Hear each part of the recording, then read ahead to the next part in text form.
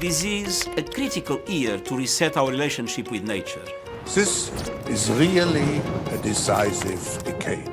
By taking profit of nature-based solutions, we can vastly improve human well-being and prosperity.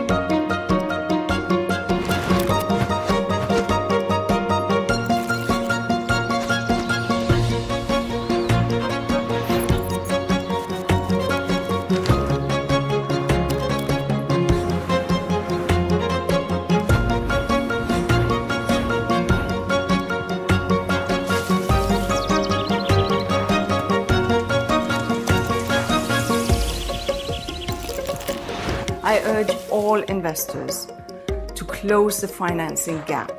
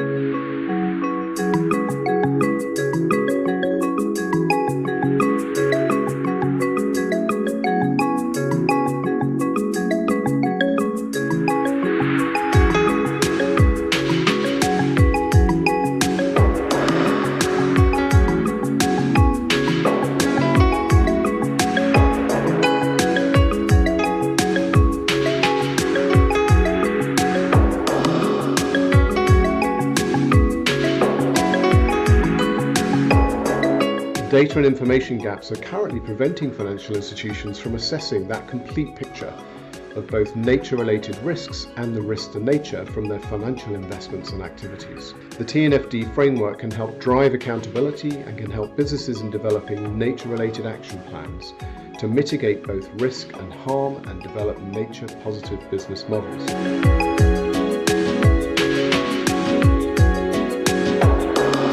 The Task Force on Nature-Related Financial Disclosure will take an inclusive approach to developing a framework for organizations to act and report on nature-related risks and opportunities. We will ensure our recommendations are actionable, accessible, and build upon cutting-edge research and innovation from all regions.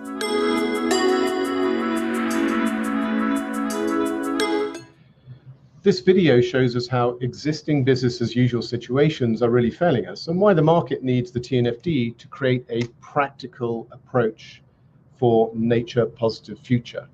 TNFD is already increasingly recognized as a key player, from the G7's quadruple welcome to the vision paper by NGFS on biodiversity and financial stability, with over 60 endorsements from the market, and with the 2021 S&P State of Green Business Report. We are really eager to begin our journey. And today I'm joined by visionary market experts who've made really valuable progress on addressing climate and increasingly nature risks in both policy and their practices. As nature is the infrastructure that fights climate change, we look forward to learning from them today and what it's really going to take to ensure financial transparency across what we call that climate-nature nexus. I'm delighted to be joined by these speakers. We are joined today by Kushik Chatterjee, is the Executive Director and Chief Financial Officer of Tata Steel. He joins us as a newly appointed member of TNFD and a key architect and member of the TCFD. And we're also joined by Keith Tupley. Keith is the Managing Director, Vice Chairman and Global Co-Head of Sustainability and Corporate Transitions at Citigroup, leading ESG engagement with its corporate clients and a recognized global leader on sustainability. Kushik, thank you for joining us today and thank you for your contribution to the TNFD, and really eager to hear your perspective from a real company economy, how it is vital in managing nature-related risks and creating that nature-positive opportunities. And if I can ask you that first question, what's inspired yourself and your company to join both the TNFD and the TCFD? Why is financial transparency needed across what we call this climate-nature intersection, this climate-nature nexus? Can we apply double materiality to that approach? That would be helpful to understand your perspective. And what are the fundamental transformations that are required in an industry like yourselves, which is critical to the global economy and sustainability? And how is Tata Steel leading the way? Thank you, David, and for the opportunity to have this interaction today. Actually, the interest in climate and nature is very important to not only me, but to my organization, as we are in the boundaries of the planetary existence at this point of time. TCFD has been a wonderful platform to convert thought leadership into a real structure and framework for companies to consider and disclose, and for asset owners and asset managers to look at it from a financial transparency point of view. I am very confident and I'm very optimistic that TNFD will provide a similar robust platform for financial transparency for companies. I think reporting is a very important part of the overall management of data and analytics. It is important to mention that climate and nature are essentially the two sides of the same coin. And as the old saying says that, show me how you will measure me and I'll tell you how I will behave. Reporting and disclosures are a very important and fundamental part of the entire ecosystem, because more disclosures gives us the opportunity to look at the integrated thinking and the strategies that real-world companies are undertaking in order to mitigate or minimize the adverse impact on climate and nature.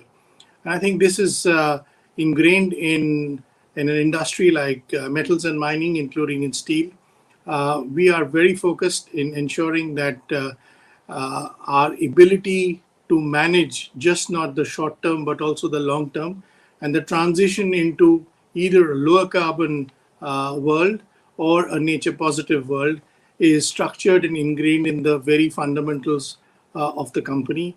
And each member of the company, each individual in the company is aligned to this framework. And I think this is going to be a huge, make a huge impact into the overall disclosures of a company. We have already adopted integrated reporting where we value natural capital, social capital, along with the manufactured and financial capital.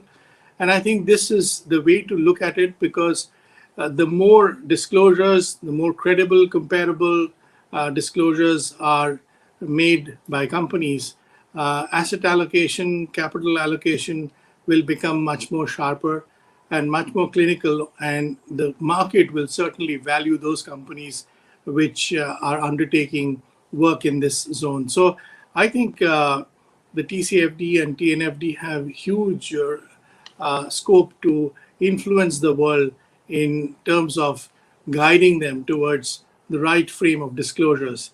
You talked about double materiality. I think it is certainly important. It's an extension of an accounting concept of what does the climate do to the company, but effectively on a double materiality basis, what does the company do to the climate and nature? And I think this definition needs to be more refined and defined in a framework that can be made applicable for companies to look at it when they look at their contribution to minimizing the adverse impact of their activities on nature, and how do they influence and what initiatives do they take in terms of reducing the adverse impact and help the nature to help in being more nature positive. So I think it is an important framework. I think standards needs to be drawn up, and I am very encouraged to look at IFRS looking at a sustainability standards framework, and so are other standard setters.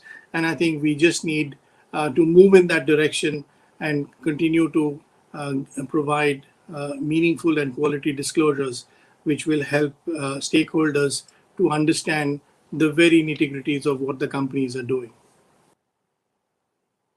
Remarks, and as you say, climate and nature are two sides of the same coin. And it was interesting to hear about your view of adopting social capital, natural capital, as well as other measures of capital in terms of how you plan your investments in the industry. So thank you very much for your support for TNFD so far and the support you'll give going forward. I want to turn now to one of the world's largest and most substantial global banks, to Keith Tuffley at Citigroup. Keith, thank you for all the support that Citigroup have given us over the preceding months in the support of TNFD. It's great to have you with us on this journey. And similar question to you, in your line of business as helping fund and invest into these companies like Tata Steel, what is the financial transparency that's required across that climate-nature nexus that's going to help us to succeed? What are some of the fundamental transitions that are required in the financial industry? And could you say a little bit about how Citigroup are leading the way? Yes, well, thank you, David. It's really a great privilege to be involved with what you're leading here. So, look, from a financial markets perspective, I mean, you've hit the nail on the head there. This is about the recognition that in a finite world, which we now live in, you could argue 50 years ago, before the Great Acceleration, starting in the 1950s, that we could get away without certain metrics to measure, to manage, and to sustain ourselves. But the reality is we're living in a finite world. We're hitting the limits in terms of climate, in terms of how we're impacting our global climatic system. But equally importantly, if not even more, in a more complex way, we're doing the same with nature and biodiversity. We are facing a nature and biodiversity crisis. We don't currently use the right metrics to measure these impacts. We just don't. It's not in our valuations in the markets. It's not in the financial accounts in companies. So we just need to recognise the system is inadequate at the moment. And as a result, the allocation of capital is being distorted because of the fact that we're not using the right metrics and we're not disclosing those metrics. We haven't got the right targets, and we're not measuring the progress against those targets. Now, there's a certain number of companies and financial market participants that are leading the way, and this is why it's tremendous to see the work being done by yourself and others involved in TNFD. But if you break it down that way, we don't have the right metrics, we have inadequate metrics, and we definitely need to improve this. Now, the capital markets require markets for them to be efficient, for there to be good information. So the right metrics is important both as a management tool for companies, for them to be able to manage their business better. It's used as a way to give full disclosure to market participants, investors, banks, and other stakeholders to ensure they can value assets, companies properly. They can assess the risks properly. And then thirdly, from management to valuation, it then goes into the allocation of capital. So when you can understand how companies are being measured and how they're managing themselves, and how they're disclosing that externally. So we have more efficient allocation of capital. And we need capital to flow towards those businesses that are either performing better in terms of managing their risks and pursuing the right opportunities, based on the fact that we need to better manage our nature and biodiversity on the planet. So for those reasons, the improvement in the metrics and the scaling of them across the entire market, across all sectors, is critically important. And that relates to your second part of the question, which is around transforming sectors. I mean, we as a bank, a global bank, working across all these sectors and virtually all countries in the world in some shape or form, it is recognising that there are multiple sectoral transformations that have to occur all at the same time, potentially at different speeds, because some are more difficult to transform. But we're talking about everything from the oil and gas, energy, power, transportation systems, automotive, shipping, aviation, steel making, cement production, but also food and agriculture. And food and agriculture probably has to go through one of the largest transformations. So, and that's why nature and biodiversity metrics are so important. So it's recognising metrics play a critical role in helping each of these and all of these sectors to transform themselves. Yeah, no, thanks, Keith. I was making notes as you were speaking. You talked about, we're allocating capital in what is a finite world, but we're not allocating capital correctly. It's distorted, and I couldn't agree more. And I think our goal ultimately with TCFD and TNFD is to ensure that capital is allocated correctly, as you said, according to climate and nature-related risks, and ultimately that we're redirecting capital and investment flows into the nature positive outcomes. I couldn't agree more in what you've said. If I could turn back to you now, Khushi, again, could a couple more questions. Could you share with us some of the key solutions and policy options that are already being worked on for what Keith called that financial transparency in the metrics? How do we build on them? I know Tata's done a lot of cutting edge research and solutions in this space, and just curious what's inspired the company and yourself to do that. And could you share any case studies or success stories that were useful for the rest of the industry and the financial industry to understand? And last one, if I may, a long list of questions here, but what else remains to be done? What is the challenge ahead of us in your mind? Thank you, David. I think the whole focus is essentially to minimize, reduce, rectify, and compensate the biodiversity levels in the company. As you know, we are also a large mining company in India, and we work in one of the poorest states or provinces in India. And that puts us into a position where it's just not about the business activity, but what you do with the larger stakeholder universe, including biodiversity and climate. And therefore, it's not a function by itself, but it's an integrated activity within the company. Starts right from the board. We have a sustainability committee of the board, which looks at the whole spectrum of climate and sustainability, including biodiversity. We have a fairly disclosed policy on biodiversity of our focus in our mining areas to look at preservation of species, of consequence, looking at rainwater harvesting, looking at the areas of natural flora and fauna, and how do we ensure that we minimize and remediate as we move in our business in terms of mining. So I think it is a very integral part of the business activities of the company. It is very integral to the business strategy, both short-term and long-term, with very identified KPIs that the company follows in terms of each of these areas. And it is just not about what you equivalent say as scope 1 within the factory limits, but across the region and community. So we follow a very focused approach on disclosures. This all emanates. We can't disclose what we don't do. So fundamentally, it starts with the integrated thinking of looking at all these elements and how do they impact the business and how do we impact as a business on them. And that's our essential focus around that integrated reporting.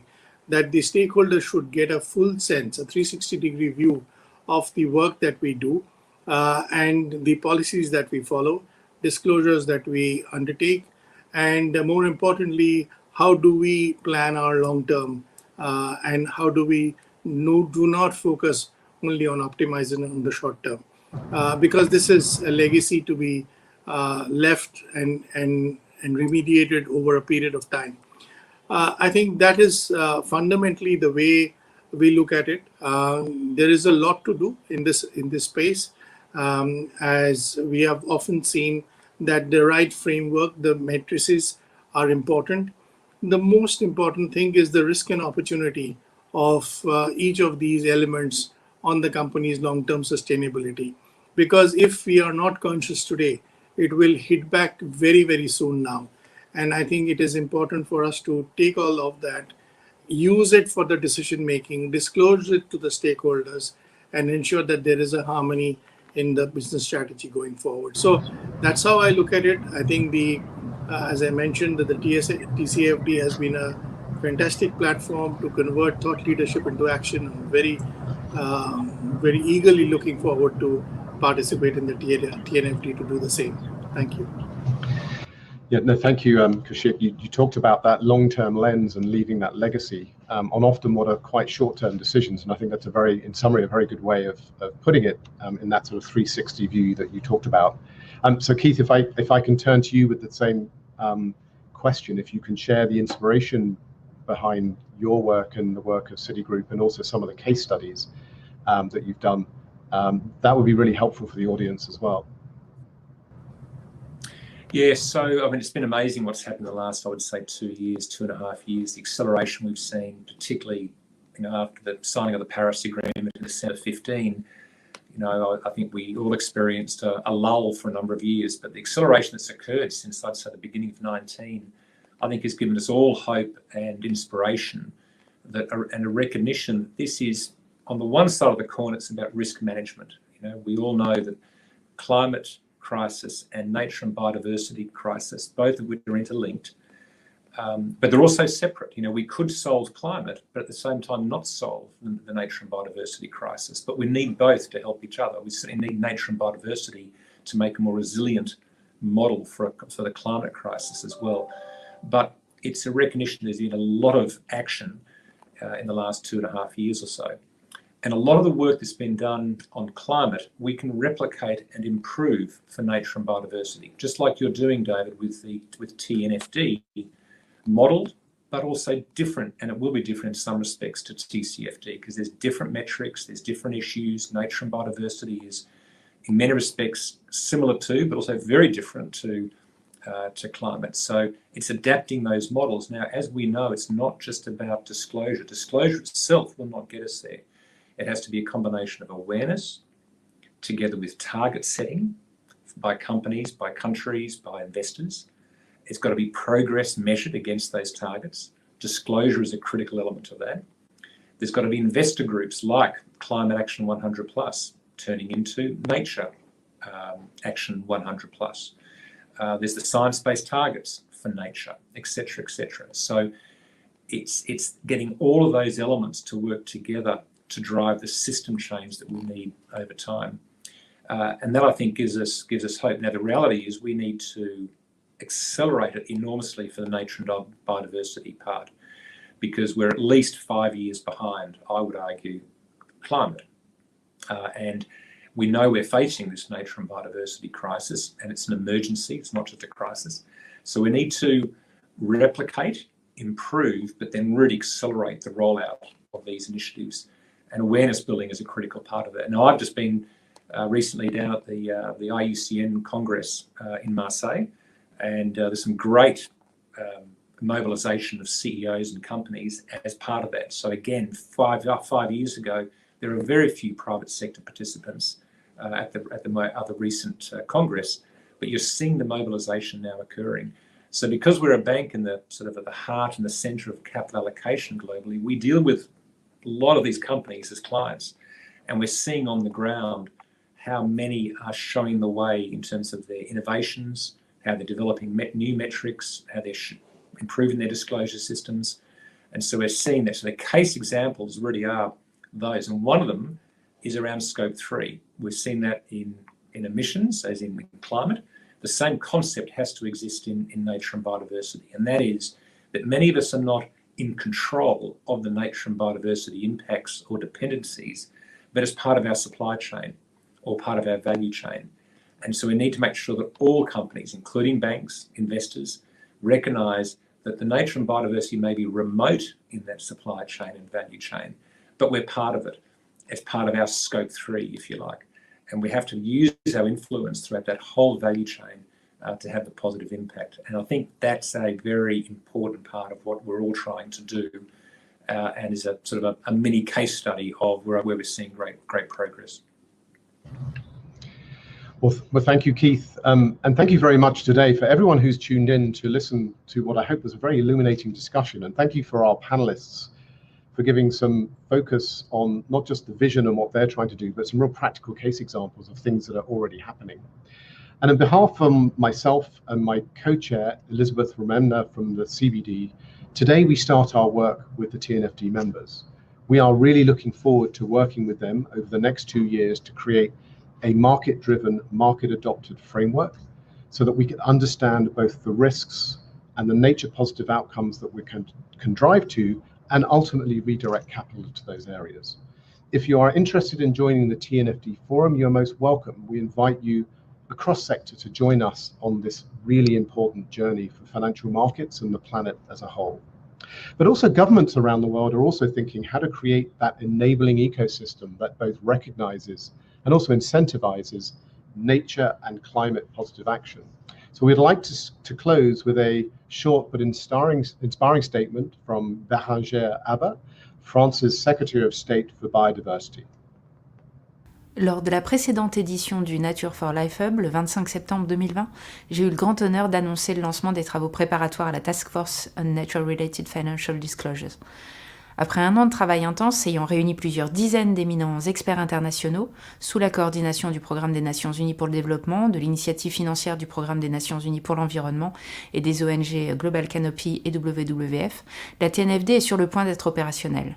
La mission qui lui est confiée est cruciale. Il s'agit de faciliter l'engagement des entreprises et des acteurs financiers en faveur de la nature et en vue de combler le déficit majeur de financement à l'échelle mondiale.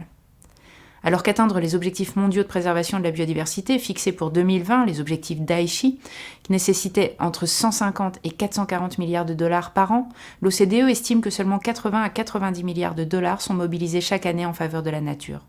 Il est donc tout à fait indispensable de mobiliser davantage les financements privés. Le programme de travail de la TNFD, tel qu'il a été élaboré au cours de ces derniers mois de réflexion, est à l'image de cette mission. Il est riche et ambitieux. Il prévoit l'élaboration, le test et la diffusion d'ici à 2 ans d'un cadre de mesures et de transparence sur les risques, les opportunités et les impacts des entreprises et des acteurs financiers vis-à-vis de la biodiversité.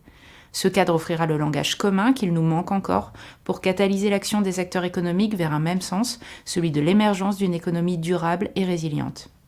Grâce à l'impulsion des 2 coprésidents de la TNFD, Madame Elisabeth Brema et David Craig, que je salue, et à l'enthousiasme des experts qui sont sur le point d'incarner la TNFD, nous pouvons être confiants sur le rôle moteur que jouera la TNFD dans cette décennie de l'espoir et de la transformation qu'entrevoit l'intitulé de cette édition du Nature for Life Hub.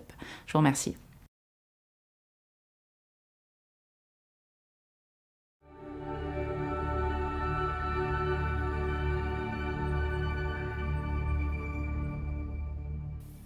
Hello, everybody. I'm so pleased to welcome you all to the panel discussion, Transforming the Relationship of Business with Nature. In this session, we will look at the why, the what, and how of a nature-positive business. We will aim to answer the questions, why should business care about nature? What's at stake for them? And while we acknowledge that this is a long-term systems transition, how can businesses start to take action today? I'm Akanksha Khatri, and I head the nature and biodiversity work at the World Economic Forum. And in all my discussions with CEOs and other business stakeholders, I have often encountered the need to go beyond the headline into the details on how businesses can help to halt the nature crisis.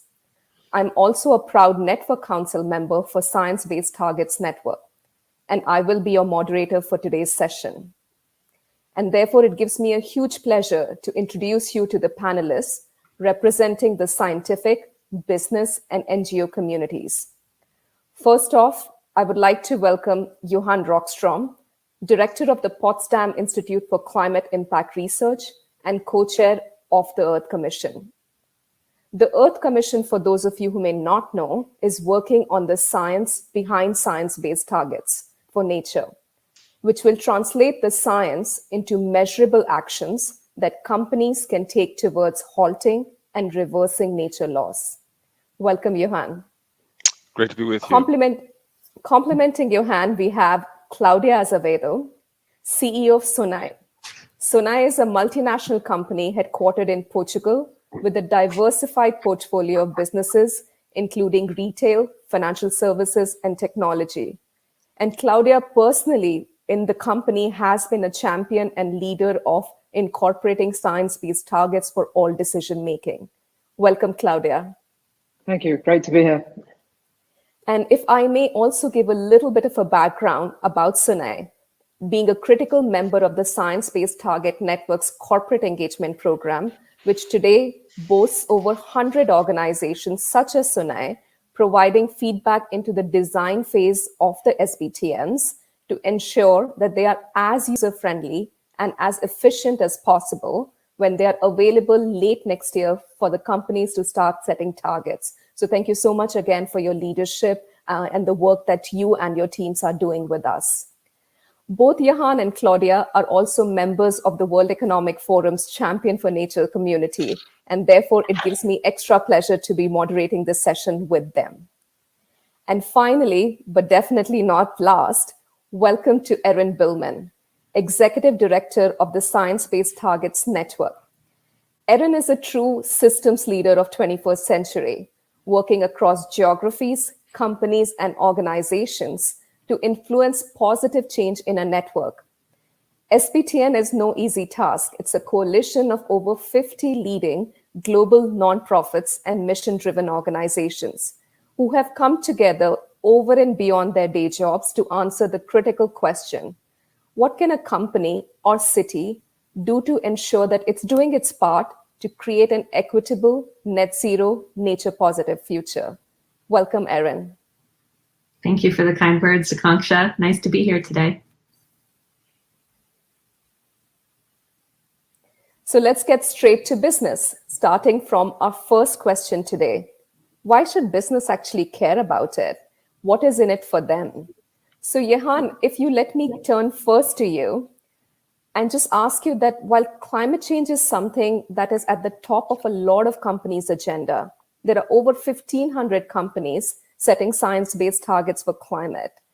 And most of them react with, aren't we doing enough through climate action? What more do we have to do? So could you help us understand that when it comes to nature and taking action on nature laws, how can we take this concept, which may seem a little abstract for companies to digest, and understand their relevancy for business, to help them connect the dots that what we mean by nature is actually a complementary agenda to climate and nature?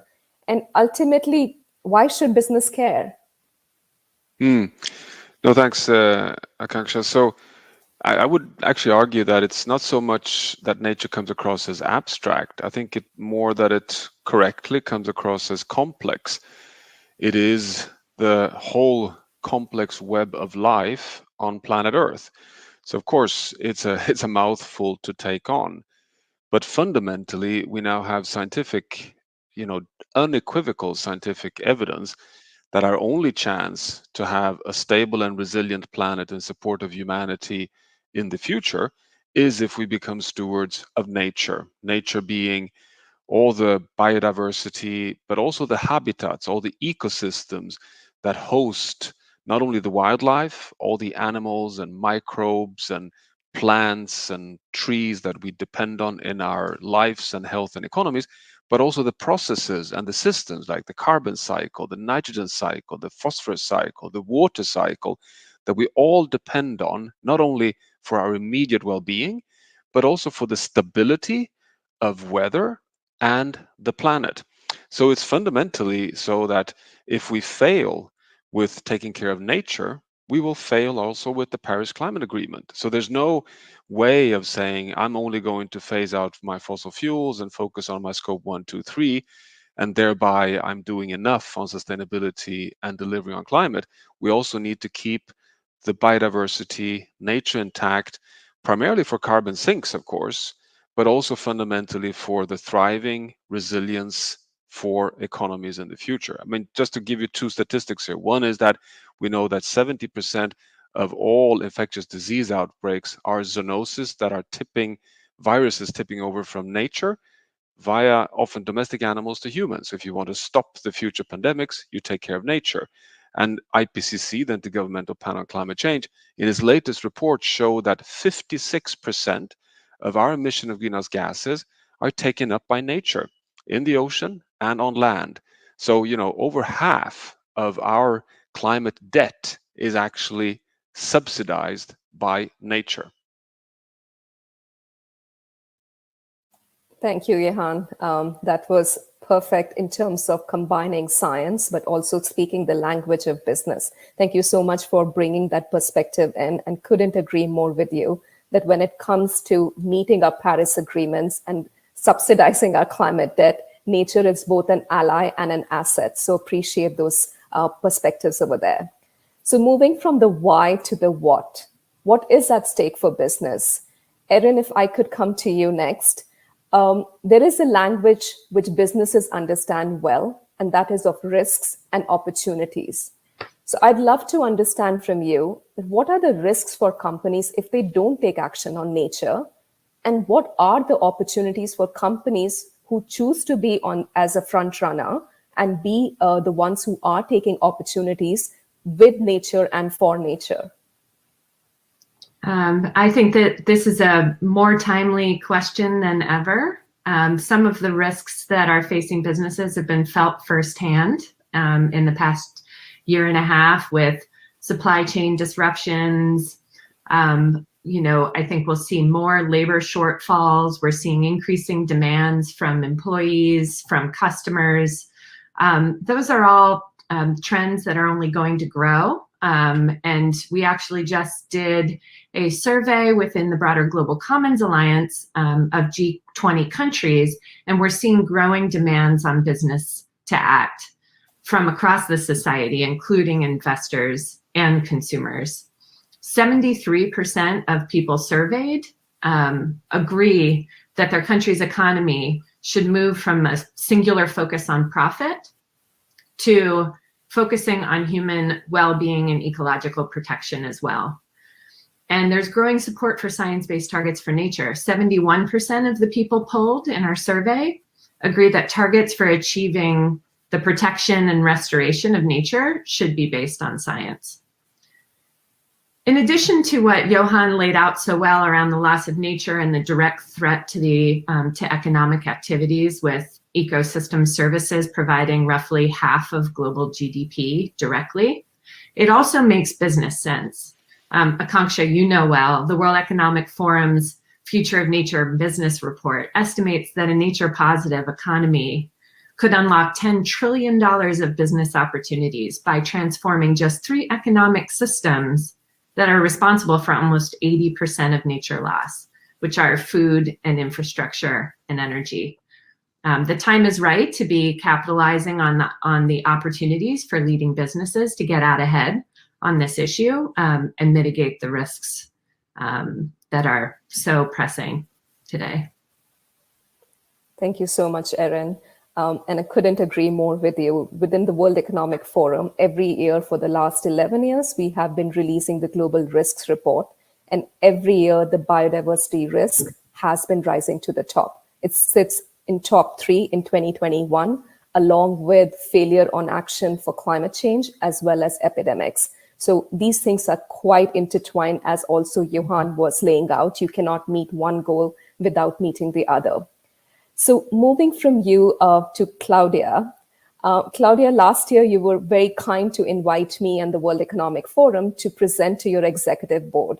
And I was quite blown away how much the company and its leaders were thinking about incorporating issues of science-based targets for nature as well as biodiversity risk into the decision making. But if you could help us understand, what was that one trigger at the beginning of Sonai's sustainability journey that took you to a path which is more nature positive? And what were some of the risks that you saw that if Sonai did not take that path, it could be facing?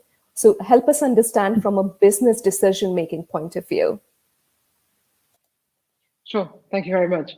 I don't think there was one trigger. I mean, the Sonai's sustainability journey is always, I think, from inception. Sonai is 60 years old, and in the 70s, my father, that was founder of the company, would go to the government to protest against the forest management in Portugal. And now we see with the wildfires that he was very right in the 70s. In the 80s, we launched our first sustainability council in Sonai that joins all the different operating companies that you mentioned. We were founding members of the World Business Council for Sustainable Development in 95. So, we have been very aware of the problem. And today, as mainly retailers, we know that we can have a huge impact, positive and negative. And so we are very aware that we have to be good actors in this nature and biodiversity. In terms of triggers, there are moments of, our clients want to eat better food, local food, tastier food. We have our suppliers. We have, for example, here in Portugal, a club that joins the agriculture suppliers, and they're very eager also to do what's best because they feel firsthand some devastation in their ecosystems. We have our community, so a lot of triggers, a lot of pressures, and mainly I think we see ourselves as being able to have a sustainable impact, and so this is why we've made nature and biodiversity one of our main pillars in sustainability. What does that mean in practical terms? We created a task force and where we invited you to speak. We integrated CBio, which is the leading Portuguese research center on biodiversity, and so bringing in the knowledge created in universities and by scientists. We joined the program that you mentioned of the Science-Based Targets Network, and are in the development part of it. And we play a role, and me personally play a role in the World Economic Forum, Champion for Nature, and the CEO Action for the Green Deal, collaborate with Business for Nature. So we see this as the solution has to be a multi-stakeholder solution, and so as active as we can be to help solve the problem and the urgency of solving the problem, we're in. I mean, the risks are huge. I mean, there is no good business in a bad planet, of course. It's not good for anybody. And we've seen it just this year with floods, fires, that, it's climate change and nature are so linked. And as a retailer, we are very close to natural resources. So we have to be at the forefront of what impacts these natural resources. Thank you, Claudia. I think that was a really good journey of Sonai, and it's also a good reminder that these things cannot be done with a single trigger, but it truly is a journey which takes multiple years. I think it's also important to learn from you the proximity that you have as a business to natural resources, where a business has a huge amount of dependency and impact. So moving on from there, having heard as to why and how, I think most of the people want to hear the what. And particularly in the last year, the pandemic has raised the attention on nature significantly more. Businesses today recognize that it's a crisis that they should be taking part in addressing, but they don't really know how. So, Johan, if I may invite you, as it seems like you're always like 10 steps ahead of most people, why are science-based targets for nature the critical lever which companies should engage in?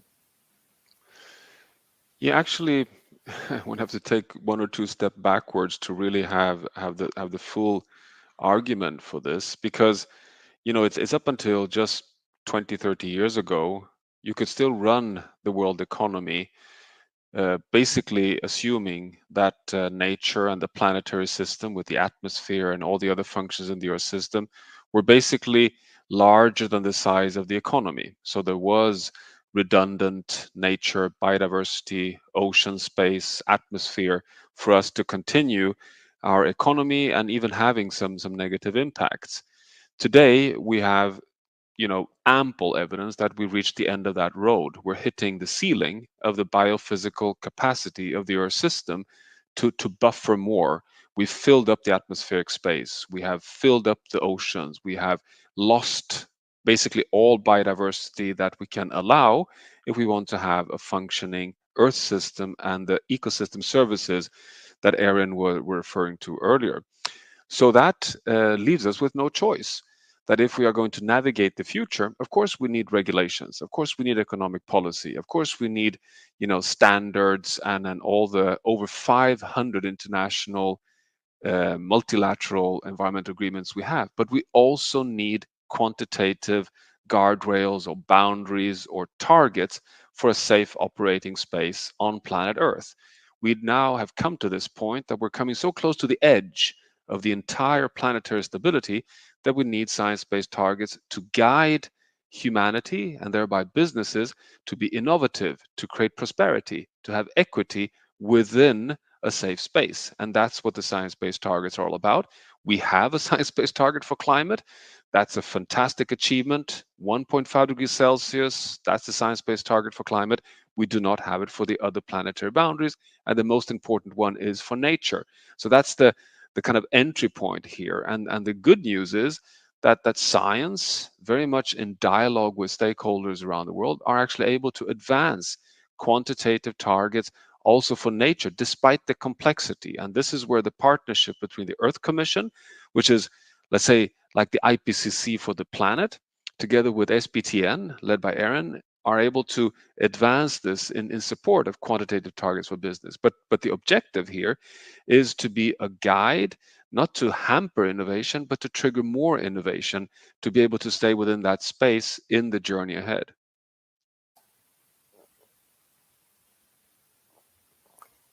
Thank you, Johan. I think you alluded a little bit to the work that Earth Commission is doing with Science-Based Targets Network. Can you speak a little bit more to it? Yeah, so we're, basically gathering natural scientists and social scientists to try and do an assessment. So we're basically, synthesizing the state of science, the state of knowledge today, to define safe and just targets for as many of the functions and processes that regulates the state of the Earth system. We've identified freshwater, land, biodiversity, nitrogen, phosphorus, and of course climate, and trying to quantify the safe targets, which is about stability of the Earth system, basically keeping the planet intact, but also just targets to try and identify what's the level of harm, the maximum allowed level of harm that the most vulnerable communities in the world can tolerate, which may be targets coming earlier than you bumping into the safe point where you may be crossing tipping points. And if I just stay for the safe targets for the moment, where does that knowledge come from? Well, it's that we have so much advancements in our understanding of how the planet works, not only in terms of environmental functions, but also particularly in terms of the risk of tipping points. So what we're doing is we're mapping across the entire planet, from the ice sheets to the ocean, to the rainforest, to the temperate forest. Where are the thresholds where we have scientific evidence that we may be pushing the system from a desired state that can support humanity and the economies into states that would reinforce a journey in the wrong direction, that we would be drifting off away from a state that can support humanity. And these tipping points can help us inform defining safe targets. And I'm quite hopeful here. We're working towards the first report to come out in June 2022 in conjunction with the Stockholm Plus 50 conference next year. And I hope we can have a peak view on this at the WEF Davos annual meeting, which will hopefully be held in January, and that we're helping out, particularly the SBTN, to try and fast track the nature positive agenda that is now getting more and more momentum in the run-up to Kunming, the United Nations Convention on Biodiversity Summit, which basically, where we have very strong scientific support today that zero net loss of nature from now onwards is basically the starting point for a scientific target that can help guide the transition on regenerative and restorative efforts of trying to halt loss and then start building back to a nature positive future by 2050. But it's ongoing work right now. Thank you, Johan. I think that was a really good comprehensive overview of what is coming and what businesses can expect, say, between now until June of 2022, with definitely key milestones like the World Economic Forum's annual meeting in Davos, as well as the key conventions of the biological diversity. There will also be the Convention on Combating Desertification. And of course, all of that leading into Stockholm plus 50. I mean, 50 years since the very first conference on environmental governance was ever held. So it's a really good time to stock take. Also 30 years since each of these conventions actually were adopted. So again, a chance to reflect on how far have we come, and yet how much farther do we need to go in terms of learning to play within the safe boundaries that you were talking about. You also spoke about the concept of nature positive, which you rightly said is really gaining momentum across different stakeholders. So if I could actually bring you, Erin, how do you think Science-Based Targets Network looks at the concept of nature positive? What's your relationship with it? Well, for a target to be science-based, it's translating societal sustainability goals and Earth's limits that you heard an overview from Johan about into smart targets for companies. In the case of nature positive, we see it as the societal sustainability goal to slow and halt damage to and loss of nature, beginning with taking urgent action now to halt nature loss by 2030 and have full recovery by 2050. So really, this is about system level change. We need the science from Earth Commission and others to be setting the parameters. And then we need ambitious action from companies, but also from governments and the finance sector, civil society, multilateral organizations, all pooling together.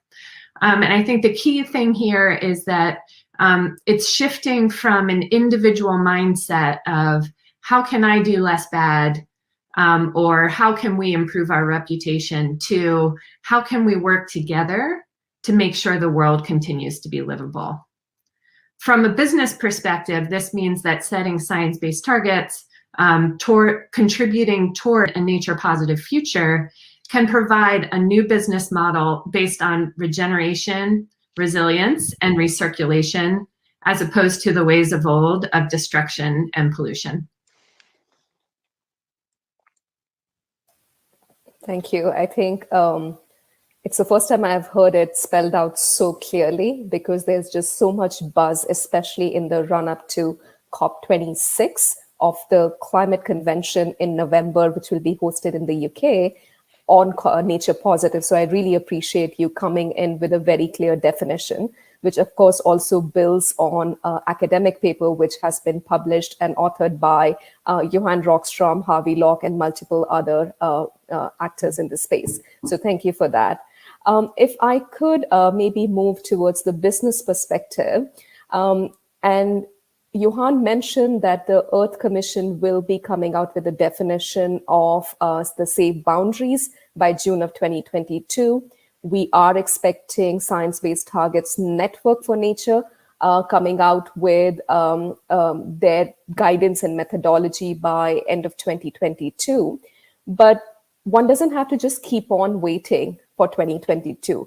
There has also been initial guidance that has been provided by SBTN, produced in consultation with over 65 global NGOs, companies, and consultancies.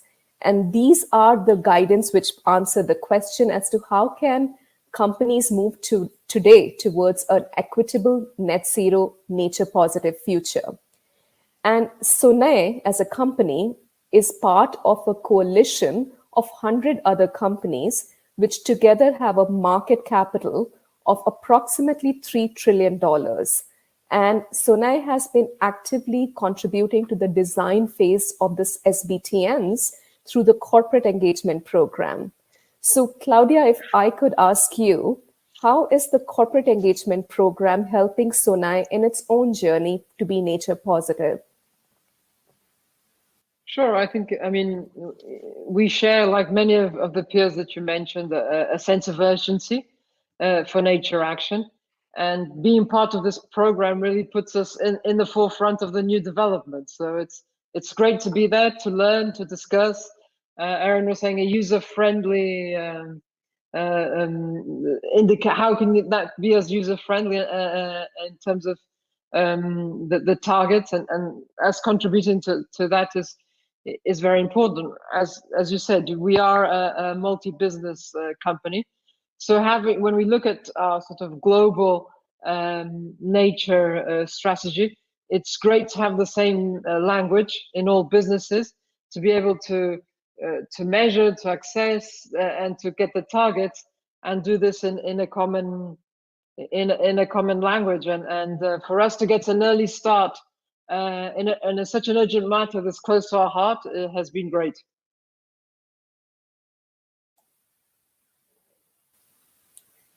Thank you, Claudia.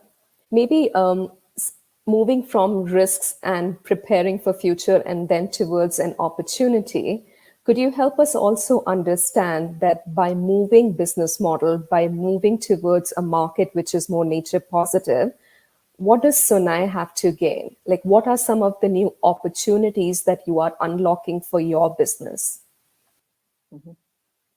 I mean, there are very intangible benefits, and I mean, if people want to work with you, if they think that you're a better corporate citizen, and so you have all the intangible benefits of having better employees or better partners, better suppliers working with you.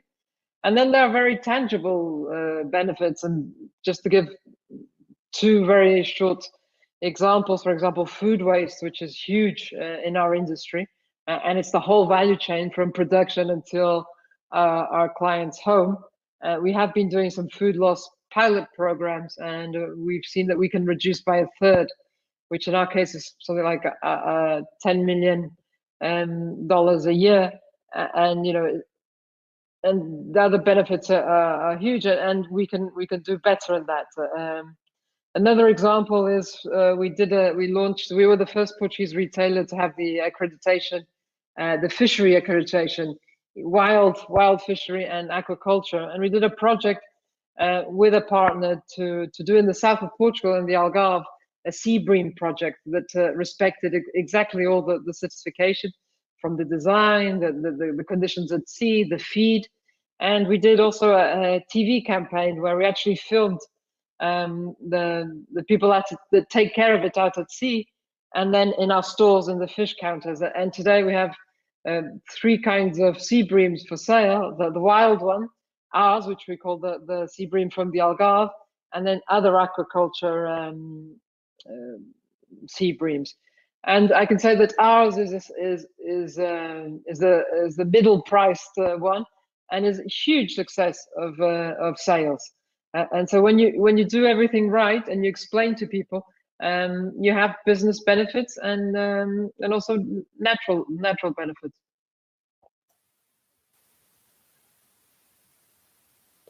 Thank you, Claudia. I'm also delighted that both the examples that you chose are from the food, land, and ocean ecosystem, which, as we heard at the start of the session, is also the biggest driver of nature loss. So both understanding it from a systems point of view, a supply chain point of view, and reducing food waste, but also educating consumers and responding to their needs for a more sustainable product. Absolutely hats off in terms of seeing a business which is thinking about it so proactively. So thank you so much for sharing those examples with us. And with that, I would like to move to Erin for the last slightly difficult question, because I get this all the time, is what do you want me to do today? I have my stakeholders, I have my shareholders, consumers all screaming at me that companies have to halt nature loss.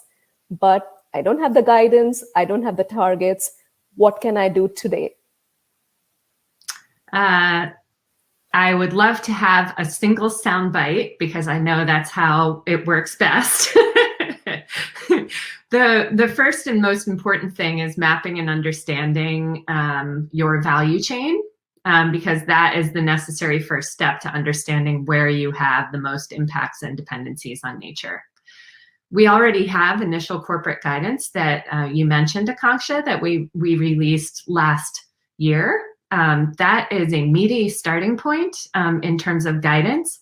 In particular, companies that don't already have a climate science-based target should set one, because that is one of the key drivers of nature loss. Beyond that, there is already consensus on no further deforestation that there's existing guidance on, as well as the importance for companies that work more closely on land impacts, that they be working on increasing ecological integrity, and also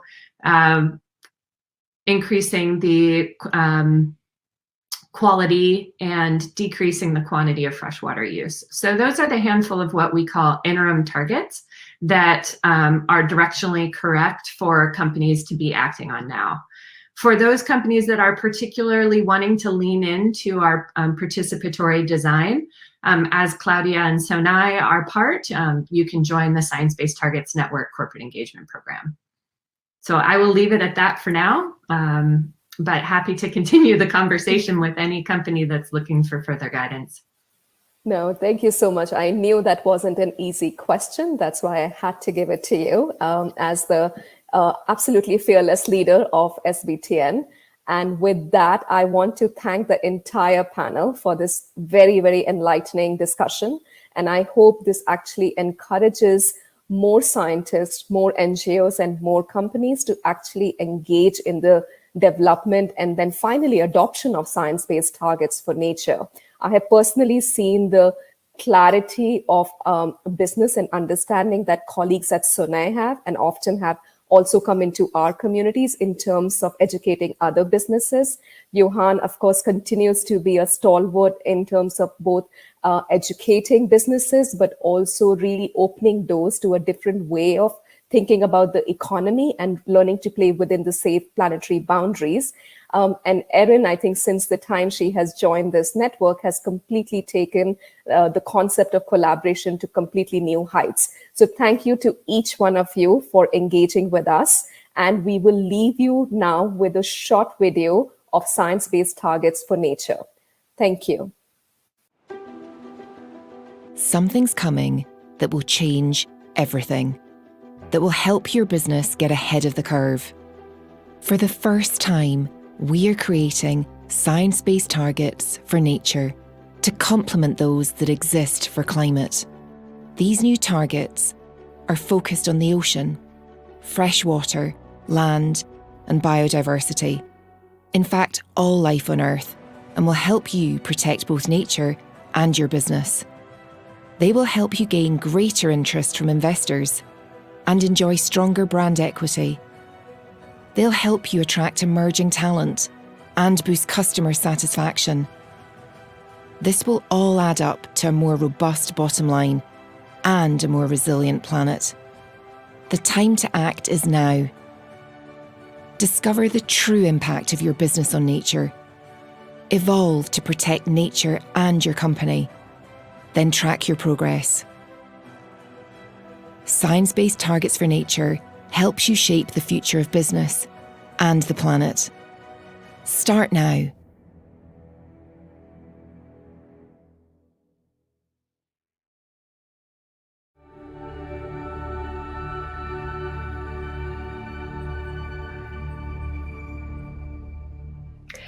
A warm welcome, everyone, to this session on making private sector investments nature positive. I'm Gail Hurley, a senior advisor to the Global Ethical Finance Initiative, and I'm your moderator for this session. So over the last 10 years, the public sector has spent around 121 billion per year to protect biodiversity. Yet this is just a fraction of the estimated 700 to 900 billion that we need every year until 2030 to protect biodiversity. So what about the private sector? How is it supporting biodiversity? We've seen steps in the right direction recently. We're seeing large companies develop sustainability plans that include the protection of nature. We've seen the creation of the task force on nature-related financial disclosures and the mainstreaming of environmental, social, and governance indicators. But can it do more?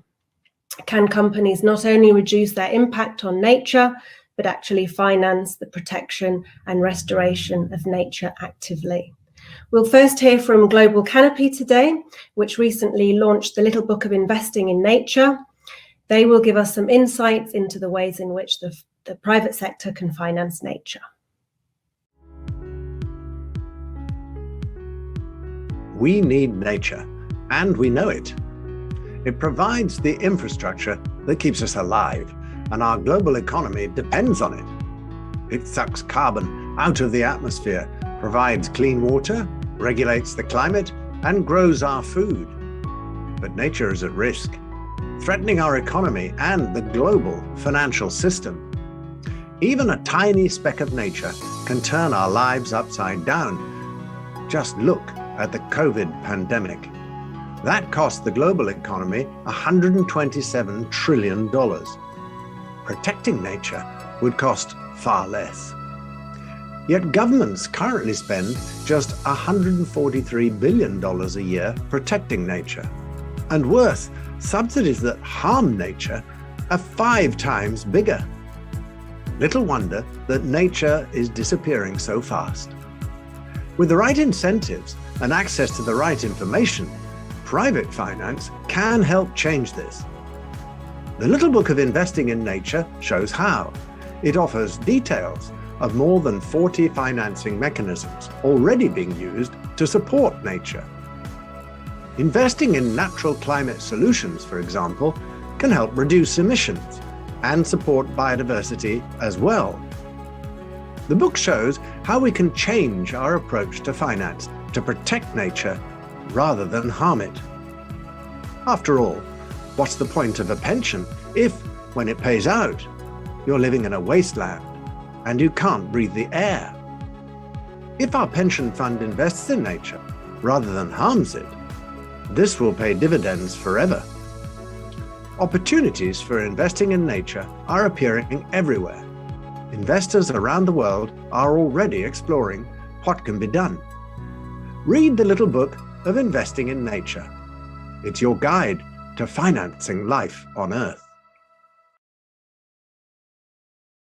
It's clear that there are many opportunities for the private sector to finance nature, yet a huge financing gap exists between what is currently being invested and what is needed.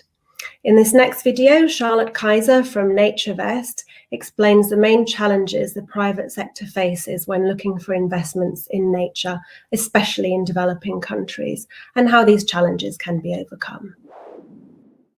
As we have just heard, there is a clear need to finance nature, and the private sector and the capital markets are urgently needed to deploy capital at the scale required to solve the biodiversity crisis. At Sciencebased, we have been working for more than 7 years to structure transactions designed to generate big gains for biodiversity while delivering financial returns. Today, we are providing conservation management on behalf of more than $2 billion in investment capital, but it is only a fraction of what is needed. Our work has taught us that there are some critical barriers facing investors that prevent sufficient capital flows into nature. First, investors aren't sure how to invest in a way that supports biodiversity. Second, even those investors who develop meaningful strategies around biodiversity protection struggle to price and underwrite the novel risks that are built into these deals. And finally, markets can't solve everything. Sometimes the protection of biodiversity mitigates risk and creates economic value, but sometimes we must pay for biodiversity outcomes. Taken together, these factors substantially inhibit scale. Unlike climate change, which is assessed with a single molecule, carbon dioxide, in the atmosphere, biodiversity offers no single metric or currency by which to measure it. Likewise, assessing threats to biodiversity is complex, and investors seeking a clean price signal are stymied by complexity. While this may seem daunting, it's critical that the investment community understand that there is no viable alternative. Failing to account for biodiversity risk means failing to accurately assess the risks to your portfolio. Consider the example of Argentina, 40% of which GDP relies on natural capital, tourism, beef, wine, and which holds no hard currency reserves because those same sectors bring in sufficient dollars to support Argentina's sovereign debt. But what happens if there is a drought that impacts the grape harvest, or a zoonotic pandemic affecting cattle, or serious fires or storms that undermine the benefits of tourism? Some very basic systems analysis quickly reveals the substantial biodiversity risk facing most investments. At the same time, even those investors seeking to price biodiversity risk and impact into their portfolios face challenges. As Einstein is quoted as saying, "We cannot solve our problems with the same thinking we used when we created them." By definition, investments that solve the biodiversity crisis look different from those that create or exacerbate it. This means novelty, and investors typically don't like novelty, which to them means unpriced risk. But we often don't have an alternative, and the risk of inaction greatly outweighs any others. Finally, the impact of market-based instruments can often be enhanced by using public dollars. In our Cumberland Forest project, we manage the forest to a higher standard of sustainability, which means cutting down fewer trees, longer rotation cycles, wider buffers along creeks. Some of this is compensated by the carbon sequestration that more trees deliver, which creates revenues in the form of carbon credits, but not all of it. In fact, we've even tapped into public dollars to pay for some of this work because we're delivering a public good in the form of clean water for the state of Virginia. To attract large-scale private capital to support biodiversity, the public sector needs to bring its policies to the table. There's a huge opportunity for the private sector to have an impact that's commensurate with its size, but it needs support. At NatureVest, we found that partnering with asset owners helps us establish meaningful biodiversity protection while also delivering the fiduciary management investors demand. For example, we just launched a collaboration with BTG Pactual's Timberland Investment Group, or TIG. TNC will serve as conservation advisor to TIG's core timberland strategy in the US, coupling TNC's conservation and carbon science with TIG's sustainable forest management expertise to drive enhanced climate and conservation outcomes.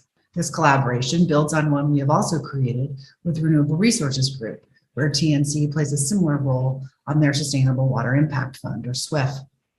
Together, these two relationships are transforming the investment strategy for more than $1.7 billion of capital focused on some of our most critical asset classes, working forests and agriculture. It's these kinds of radical collaborations that we all need to pursue for biodiversity to get the investment it deserves. And with all hands on deck, we might just get there. To better understand how exactly the private sector is contributing to nature, we need metrics. And one organisation is working hard to develop key indicators and measures to better understand what companies are doing for nature.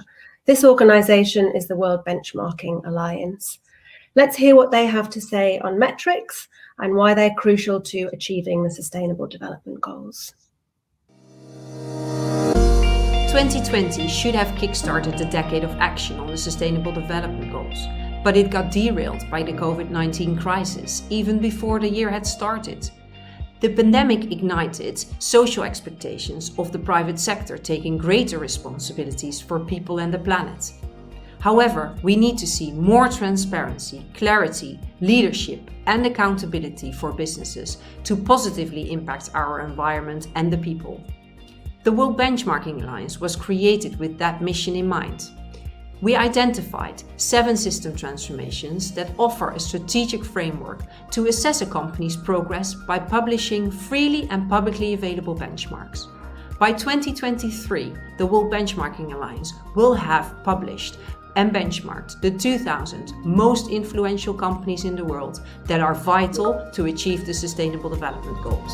La nature est le thème d'une des 7 transformations systémiques du WBA, aux côtés des transformations alimentation et agriculture, climat-énergie, sociale, urbaine, financière et numérique. L'année prochaine, nous lancerons le benchmark Nature et Biodiversité. Aux côtés de nos partenaires, nous rassemblerons les normes, objectifs et indicateurs nécessaires pour classer et inciter les entreprises à protéger notre environnement et la biodiversité. Nous espérons fournir au gouvernement, à la société civile, aux investisseurs et aux entreprises elles-mêmes des informations afin de mieux comprendre comment le secteur privé doit se transformer. Mais nous utilisons déjà des indicateurs liés à la nature, comme dans le benchmark alimentation et agriculture, où les émissions de carbone, l'utilisation des terres, de l'eau et les déchets sont abordées. Ce benchmark, récemment publié, évalue 350 entreprises mondiales de l'ensemble du système alimentaire. Notre prochain benchmark sur le système financier comprend plusieurs indicateurs qui évalueront la manière dont les organisations financières contribuent à la préservation de la nature et de la biodiversité. Para poder alcanzar un futuro afín con la naturaleza, es necesario que todos pongamos de nuestra parte, ya seas gobierno, empresario, inversor o sociedad civil. Todos debemos colaborar y responsabilizarnos de nuestras acciones. Es por eso que la World Benchmarking Alliance ha creado una red global de stakeholders, contando ya con más de 200 aliados provenientes de todos los sectores y continentes. Hoy queremos hacer un llamamiento a todos los líderes y organizaciones mundiales para que se sumen a nuestra alianza. Juntos podremos crear un movimiento para crear un mundo mucho más sostenible antes de que sea demasiado tarde.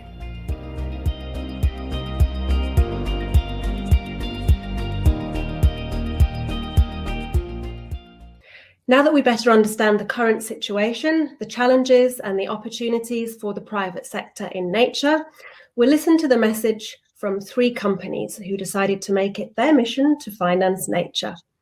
First, we'll hear from Bunloit, a company working on rewilding the UK, followed by Blue Finance, a social enterprise specialised in the management and sustainable financing of marine protected areas. And finally, Kana Blue Capital, an investment company which is a signatory to the UN Finance for Biodiversity Pledge, and which develops strategies to provide clients with long-term growth capital while investing in biodiversity. Hello, my name's Jeremy Leggett. I'm the founder of the Bunloit Rewilding Project. This project up here in Scotland is trying to pursue the purpose of nature recovery and community prosperity through rewilding. And rewilding we view as a progressive form of nature conservation that increases carbon sequestration, gains biodiversity over baselines, and helps people find rural jobs, a sort of rural version of the Green New Deal. That's the mission. I started it 18 months ago, having spent 20 years or so as a solar entrepreneur. So a total change for me, and I'm still on steep learning curves. And we financed it in a quite innovative way. I think we crowdfunded to kick it off from high net worth individuals accumulated from my network over the years who approve of this mission. So it's debt-based from the beginning. I've been able to put a little money of my own in since the company that I founded, Solar Century, was sold to Statkraft. And we've got plans for scaling the rewilding exercise with more crowdfunded contributions, this time equity, which I'll explain in just a moment, and also debt from commercial banks. And we have secured the first loan from a UK bank for a commercial rewilding project from Triodos Bank, and that will also contribute to the working capital as we scale the model that we're trying to pursue. On 2 estates, one is Bunloit, 1,200 acres on the shores of Loch Ness in Inverness, and the other is Beldorney, a very different estate, which is pasture-dominated, 860 acres in Aberdeenshire. So we're going to be able to pursue our rewilding objectives on a woodland-dominated estate, Bunloit, and a pasture-dominated estate, Beldorney. And going forward, we hope to scale this through mass ownership of rewilding in Scotland, in the Highlands of Scotland.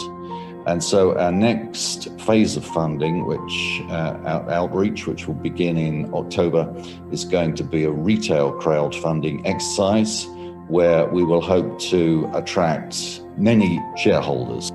So what we're trying to do with this retail crowdfunding exercise is create a middle ground where between communities owning rewilding terrain by themselves, which is happening in Scotland in a few cases.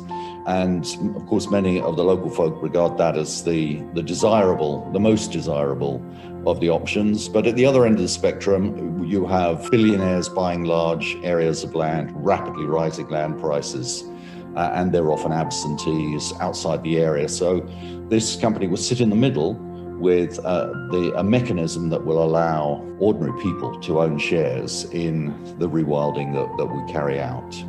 That's our project, and our first major contribution on Beldorney will be to plant and regenerate what the organisers of the COP26 Innovation Zone are calling a forest of hope. And this is going to be a sort of legacy forest for the climate summit in Glasgow. It's their idea, which we've happily agreed to.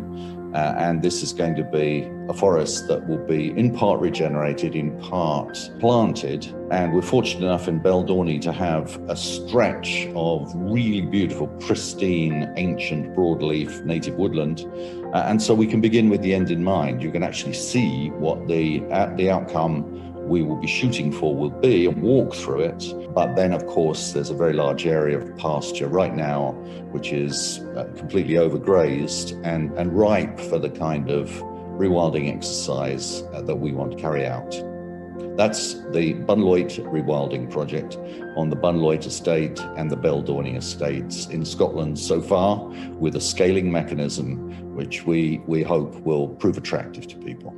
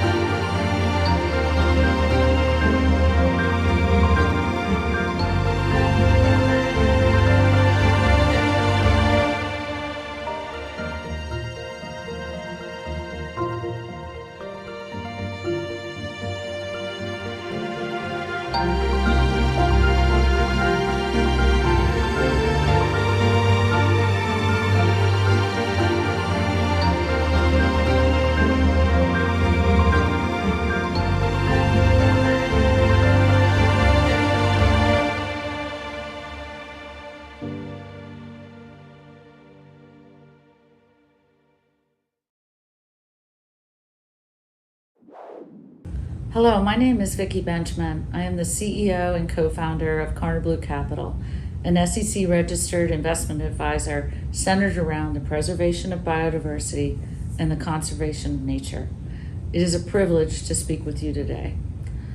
As we all know, the biodiversity funding gap is massive. Half of the world's total GDP, representing approximately $44 trillion, is at risk as a result of biodiversity and nature dependencies. In fact, the Nature Conservancy, in conjunction with the Paulson Institute, estimates a biodiversity funding gap of more than $700 billion a year. What does this mean? This means that the combined conservation efforts of all philanthropic, governmental, and non-governmental agencies, and yes, even nature itself, have not and cannot sustain society's current rate of resource usage. We are no longer in the middle of a zero-sum game. We are in the final innings. Direct and transformative strategies to build a more sustainable and regenerative infrastructure are required now, and no stakeholders are better equipped to facilitate this evolution than the private sector with its vast human, financial, and technological resources. The loss of nature and its subsequent rebuild represents a challenge, but also an opportunity for those visionary leaders of business willing to invest in the future. What does it mean to invest in nature? 3 economic systems, food, infrastructure, and energy, coupled with climate change, are responsible for the endangerment of approximately 79% of threatened species. Indeed, 25% of all species are currently under threat of extinction, and 1 million are expected to go extinct within the next couple of years. It is through investments in and the retooling of these economic sectors that we can together build a stronger global economy and save nature. The finance sector represents the lever through which this substantial rebuild can be supported. Funded in 2020, the Biodiversity for Finance Pledge represents a consortium of visionary business leaders, insurers, asset managers, and lending institutions united in their commitment to biodiversity and nature. Carter Blue Capital, a member of the consortium, believes that the lack of transparency regarding corporate biodiversity impacts has historically exposed investors to many risks that affect the operations and subsequent profitability of companies. Consequently, the mitigation and management of these risks by innovative and nature-conscious companies may offer many financial rewards and incentives to astute investors that recognize these forward-thinking players. Carter Blue Capital works to identify and invest only in those companies leading their industries in nature-positive policies. Our mission is quite simply to be a force for nature by encouraging good corporate performance, providing market returns for our investors, and engaging finance as a force for good. We encourage other organizations to incorporate biodiversity into their financing, insuring, and lending decisions to help influence the rebuilding of our natural infrastructure and the creation of a more inclusive and sustainable future.